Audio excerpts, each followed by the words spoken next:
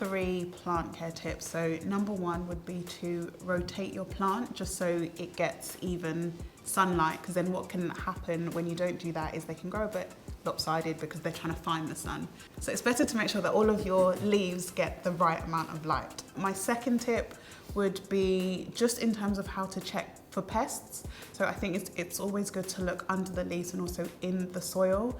A key thing that has been working for me is adding drops of lavender oil into my mister and then just kind of putting that over the plants because the bugs don't like the lavender and I do, so it's a win-win. And my third tip would be don't be afraid to prune. Sometimes you can see a leaf that's just a bit limp and kind of dying. You don't always want to cut them off, but it is best to actually cut them off because that also promotes new growth in your plant.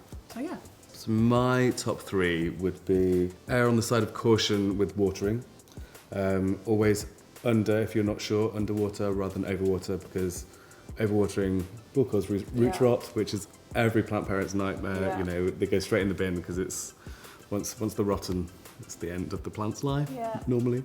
So definitely underwater rather than overwater. And my second tip would probably be plants love stability. So when you bring it home, find the right location for it and try not to move it as much because they feel safe in their environment. If they move too much, they tend to just not enjoy, they might have acclimatized to the humidity in that corner of the room and it's light, so when you move it, you tend to get a bit unhappy.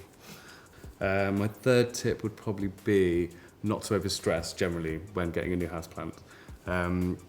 It's probably the worst thing you do because you can panic and you put too much water in or you give it too much light.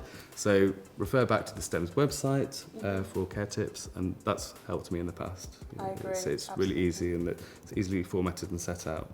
So if in doubt, ask. And the guys at the STEM are really helpful and will respond to your every need. Oh, do I name my plants? Yes, every plant has a name and I tend to have a bit of a theme. So I've either got like a Harry Potter theme going on or a Disney theme going on. So yeah, all of my plants have names.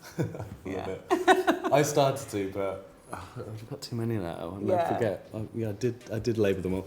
And when I kind of got them on Instagram, especially, I was kind of naming them. So I have to kind of now refer back. So I just stopped doing it. But they were all, at first they were all divas, like Mariah and Whitney and Britney. Then I was like, one, I ran out of divas, and 2, I started forgetting what they were called. So it's only the special ones that have names.